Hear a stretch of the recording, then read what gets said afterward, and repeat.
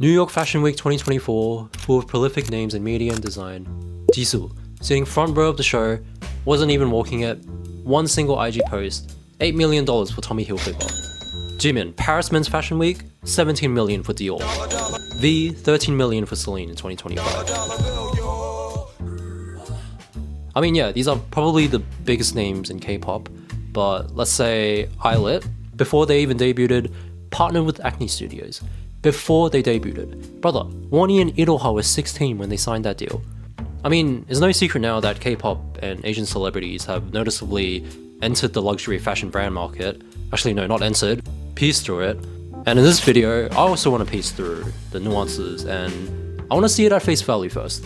You know, just firstly exploring the rise of Asian celebrity ambassadors in Western luxury brands and also the history behind it all. But I also want to explore how that shift towards the East happened in the first place here. And importantly and controversially, is it starting to stagnate and slow down?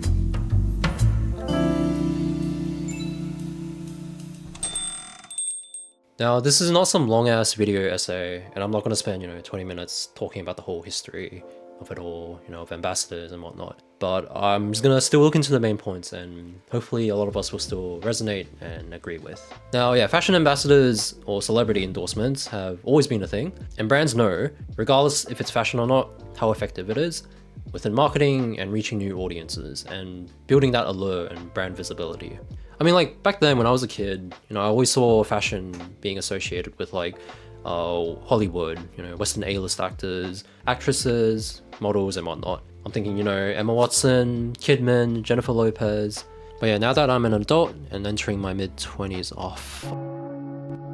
And I'm sure with many of my Gen Z brothers and sisters that follow the K-pop and anime subculture, subsphere, I don't think we noticed much presence of the Asian representation with huge global brands back then, like the aforementioned Gucci, Dior, Chanel and all that, in terms of like a grander, broader scale. And in my opinion, I think it was K-pop and internet culture and luxury consumerism that shifted the vision of these brands. Probably the biggest example in terms of history, most notable and most legendary, is probably G-Dragon with his deal with Chanel back in 2016, which sort of acted as the pivot point for everything that followed. And yeah, it was huge back then, especially as Chanel was featured as women's wear, but he was still able to show off his, artistic aesthetic, and people now will generally agree he fits that fashion look and identity.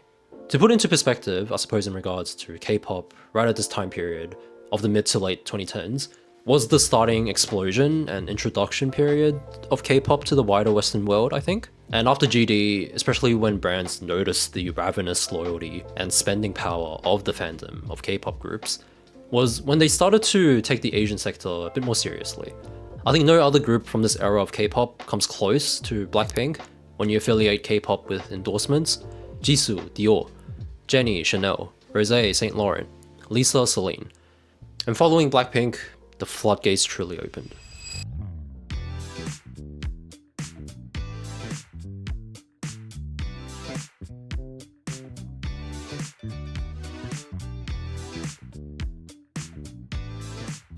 And again, no secret that K-pop sells well, really well in fact. And topped off, with fandom loyalty and engagement, the addition of K-pop idols as global ambassadors has, I quote, act as partners in cultural curation, positioning fashion houses within a broader conversational landscape beyond fashion itself. And I suppose in this context, connects tremendously to the younger demographic and Asian market, because ultimately I think fans do idolize them, right? We want to emulate what they wear, what they portray, what they support, whether through social or monetary means. And I think this in turn creates the foundation of that parasocial connection and inadvertently contributes and increases the idol's value, which also enhances the connection that is predicated by the perceived status of the celebrity towards the brand and their fandom.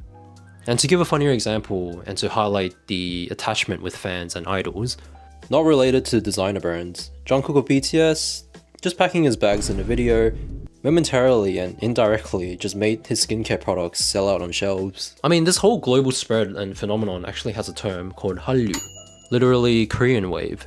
and goes beyond, just mentioning K-pop with stuff like TV entertainment, travel, culture, etc. And neighboring country China, also with its own celebrities and idols, like Wang Yibo, Zhang Linghe, being probably the most famous examples as powerhouse global ambassadors. Consumerism is also another factor.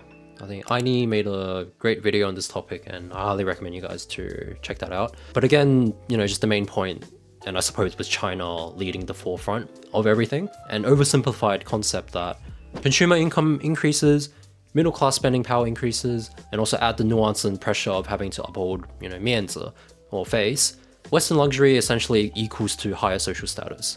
And again, data shown, Chinese consumers went from 19% global market share in 2012 to 40% in 2025.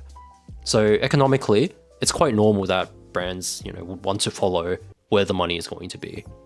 So hopefully we can see everything is quite literally set up to benefit and link up with one another. Both parties get exposure and monetary gain from fans, of two different sides, of luxury and celebrity culture. And really, as devil's advocate, we could argue such expensive material being promoted, to a younger K-pop audience is quite morally wrong.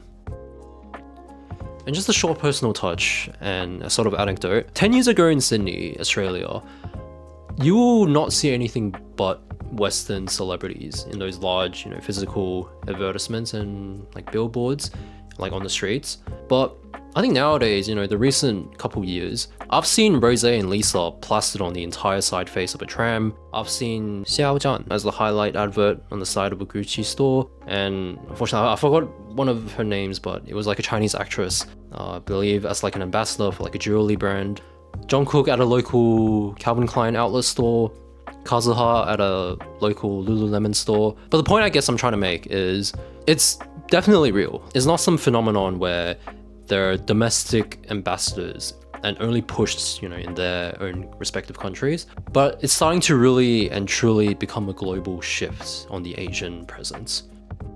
And so yeah, now, currently as of 2026, I think we're pretty used to Asian idols and celebrities getting a brand deal as a necessity, really. Now even whole entire K-pop groups are signing to a single brand, and we don't really bat an eye to it now. And it's well documented with how this is becoming a thing. This isn't some new revelation on the rise in Asian celebrities. Critics even point out now, artists, especially younger ones, start thinking their value depends on which brand they represent. It often becomes a tool for ranking idols based on whether they landed a global or domestic deal. And that essentially, it's gonna become like a power scaling of idols who get the biggest brand. And that, if it continues, K-pop will be essentially an environment built not on talent, but prestige and glamour instead. Southeast Asia also has become indispensable to big brands in the 2020s, from the ripple of the Korean wave, especially with Thai celebrities which dominated the New York Fashion Week influencer ranking back in 2024. This extra market expansion is also again based on a growing mass affluent middle class and consumer spending power predicted to triple by 2030. But when I research these kinds of topics, I also really like to explore the other side of the fence, right? The nuances, the nitty-gritty that doesn't make it as glamorous here. Dr. Lim brings light between an authentic versus a transactional relationship.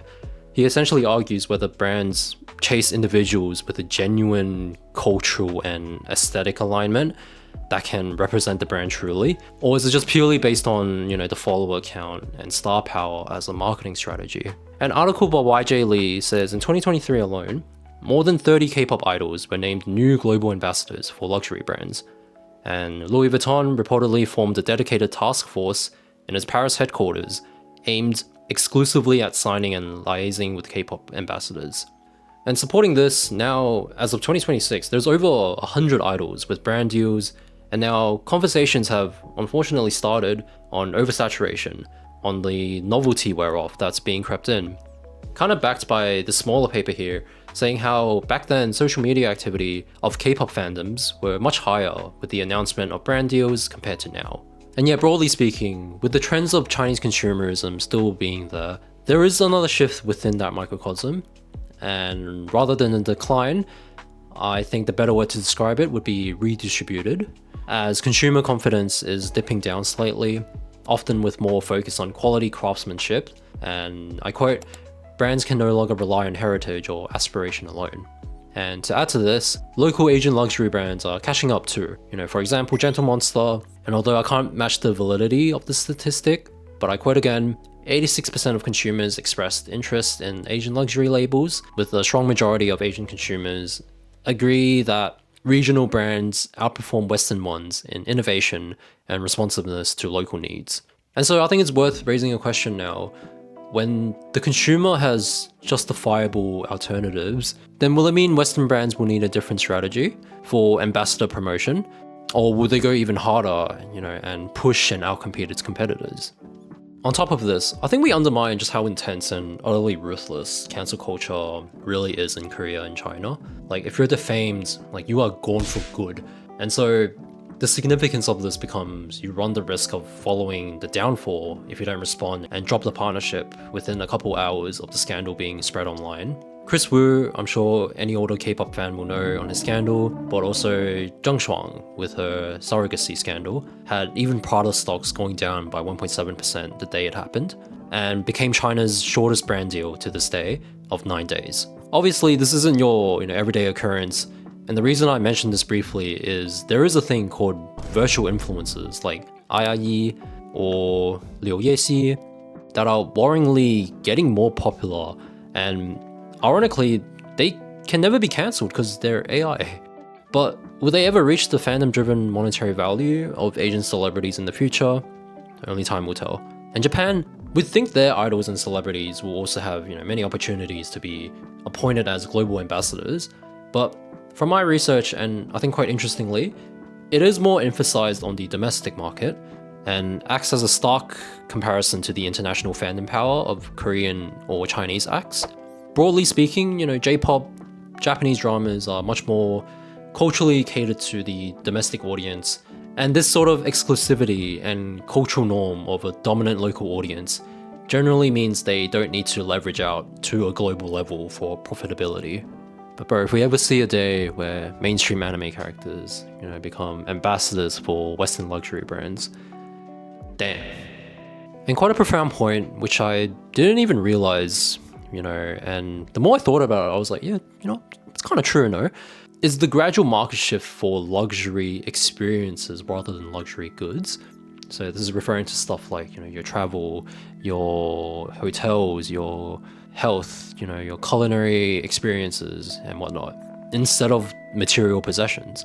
They state that this market grows 17% year on year, and with a focus that 60% of Chinese consumers plan to enhance their travel experiences as a luxury substitute to product purchases. I don't have much knowledge on business and economics, but I presume much of the shift in spending mentality has much to do with the current world economy and state, and much more awareness on well-being and being grounded in reality. But yeah, that's my 2 cents on it. Maybe in the future there could eventually be idol ambassadors for this type of market in the future, where Gen Z and older Gen Alpha people will start to indulge in this form and this kind of luxury. I admit too that there are still so many layers that you can unpack on this topic here, and I acknowledge that I think this video is definitely more on the shallower end, but I think it's intriguing to know where we are headed, especially with how much of the current discussion is driven by Gen Z and its affinity with, the idols and celebrities. Whether this strategy and trend will still work in the next generation when they have the spending power and intention, I think is truly and genuinely open for discussion. And I don't know, maybe in the far future, debut K-pop groups will partner up with digital health or mental health organizations, and that will be the norm in the far future. But yeah, that is pretty much all I had for this video. Thank you guys for watching. See you in the next one.